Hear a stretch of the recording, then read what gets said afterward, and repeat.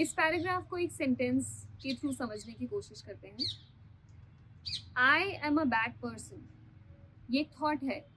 इस थॉट को अभी के अभी चेंज किया जा सकता है by saying I am a good person, by saying I am improving, I am working around it. Author कहती है कि the only thing we are dealing with is a thought and a thought can be changed. Thoughts हमेशा change हो सकते हैं, results change नहीं हो सकते, पर हमारी पावर थॉट में है। और क्योंकि वो थॉट हमसे जनरेट होती है, तो हम किसी भी मोमेंट पे उसकी पावर ले सकते हैं और उस थॉट को चेंज कर सकते हैं। आगे ये बताती हैं कि this is only to show us where we get many of our beliefs, but let's not use this information as an excuse to stay stuck in our pain. अगर हमें मालूम ही चल गया कि हमारी तबीयत पिज्ज़ा खाने से ख़राब हुई है, तो अभी तक हमने क्यों कंटिन्यू किया हुआ उसे खाना, हम उसे रोक क्यों नहीं देते। तो ऑथर कहती हैं कि the moment you decide you take the power, आप अपने हाथ में जब पावर ले लेते हैं तो उसके बाद रिजल्ट्स आपके हाथ में होते हैं और आप हेल्पलेस नहीं फील करते। जिस मोमेंट आप अपनी थॉट की ओनरशिप ले लेते हैं, उसी मोमेंट आपके रिजल्ट्स आपके फेवर में आना शुरू हो जाते हैं।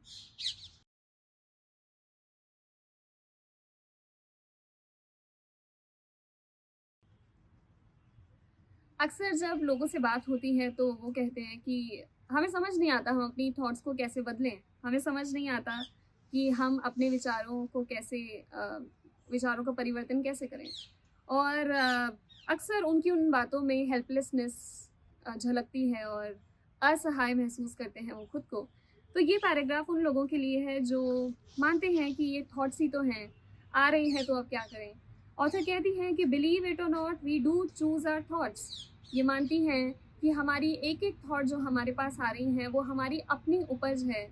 वो इन्फ्लुएंस किसी का भी हो सकता है, सोसाइटी का हो सकता है, कंडीशनिंग का हो सकता है, फ्रेंड्स का हो सकता है, पेरेंट्स का हो सकता है। पर अगर हम जागृत अवस्था में होंगे या कॉन्शियस होंगे तो हमें पता चलेगा कि ये थॉट्स हैं और थॉट्स को बदलना बहुत आसान है अगर हम चाहें तो। अगर हम नहीं चाहें तो हम विक्टिम बन सकते हैं और कह सकते हैं कि मैं नहीं बदल पा रही, थॉट्स ऐसे ही हैं, कि मैं क्या करूँ, मैं सोच नहीं पा रही कि मैं मेरे अंदर पोटेंशियल बहुत ज़्यादा है, मैं क्या करूँ, मैं सोच नहीं पा रही कि मैं कुछ बेहतर कर सकती हूँ, मैं क्या करूँ, मैं सोच नहीं पा रही कि मुझे एक्सरसाइज करनी चाहिए, मैं बहुत ज़्यादा सेल्फ हेट्रेड से ग्रसित हूँ। तो ये वो चीज़ें हैं, ये वो बातें हैं जो आपको विक्टिम साबित करती हैं और इसमें कहीं ओनरशिप नहीं है।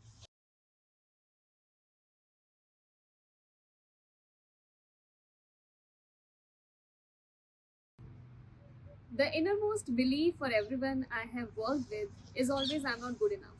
ऑथर कहती हैं कि जितने भी पेशेंट्स के साथ या जितने भी क्लाइंट्स के साथ उन्होंने काम किया है, इवेंचुअली उन्होंने ये फिगर आउट किया है कि लाइफ में जो भी समस्याएं हैं उनकी बॉटम लाइन एक ही है, और वो बॉटम लाइन है कि I am not good enough. उन्होंने एक्सपीरियंस किया है कि जितने भी क्लाइंट्स उनके पास आते हैं, सबकॉन्शियसली वो क्लाइंट्स इस बात पर बहुत ज़्यादा यकीन कर नहीं पाते कि वो अच्छे एक्सपीरियंसेस डिज़र्व करते हैं, वो अपने जीवन में लव डिज़र्व करते हैं, वो अपने जीवन में प्रॉस्पेरिटी डिज़र्व करते हैं। तो ऑथर कहती हैं कि somehow your main subconscious belief would always be contradicting it। किसे कॉन्ट्रडिक्ट कर रहे हैं? एक जॉयस, प्रॉस्परस और लविंग लाइफ को।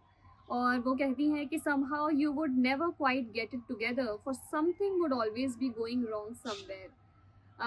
जितना भी कोशिश आप करेंगे, चाहेंगे कि एक्सपीरियंसेस आप अट्रैक्ट करें, एक्सपीरियंस ऐसे आपके जीवन में हों, पर अनफॉर्चुनेटली ये हो नहीं पाएंगे क्योंकि आपके कॉन्शियस बिलीफ सिस्टम और सबकॉन्शियस बिलीफ सिस्टम में बहुत बड़ा गैप है। और वो गैप ये है कि आपका कॉन्शियस बिलीफ चाहता है कि मैं ये एक्सपीरियंस करूं because I deserve it and I am good enough, जबकि आपका सबकॉन्शियस लेवल है वो कहता है कि I am not good enough. So that's the reason.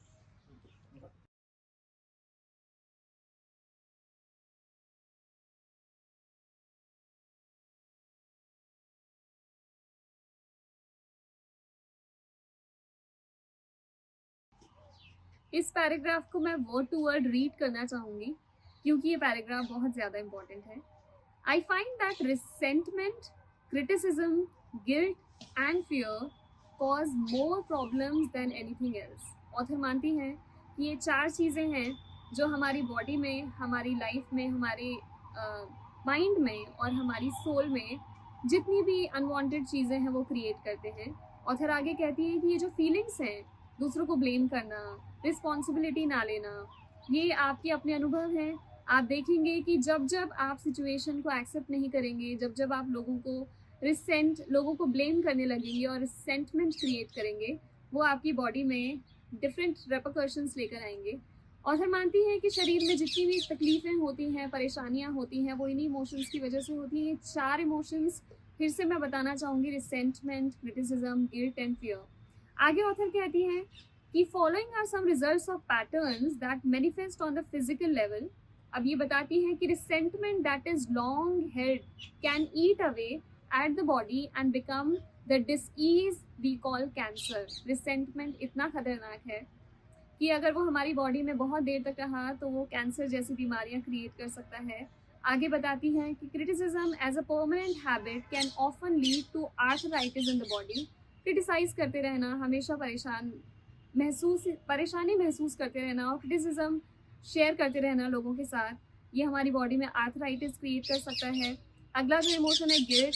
Guilt always looks for punishment and punishment creates pain. हमारी बॉडी में जिस भी तरीके का पनिशमेंट आता है, पेन आता है, वो हम गिल्ट से क्रिएट करते हैं। आगे बताती हैं कि when a client comes to me with a lot of pain, I know they are holding a lot of guilt. तो आप चेक कीजिएगा, अगर आपकी बॉडी में भी कहीं पेन है, अक्सर आपके पास ऐसी पेनफुल एक्सपीरियंसेस बॉडी में आप देखते हैं, तो कहीं आपके अंदर भी गिल्ट तो नहीं। आगे जो 4th इमोशन है बताती हैं कि fear and the tension it produces can create things like baldness, ulcers and even sore feet. ये 3 चीज़ें फियर की वजह से क्रिएट होती हैं। आगे ये बताती हैं कि I have found that forgiving and releasing resentment will dissolve even cancer.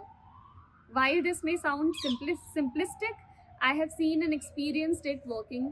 और आपको बहुत मज़ा आएगा ये जानने में कि ऑथर खुद भी कैंसर की पेशेंट सर्वाइवर हैं और उन्होंने अपने ऊपर ये काम करने के बाद ही ये रेमेडीज़ हमारे साथ शेयर की हैं। तो let's see if that works for you.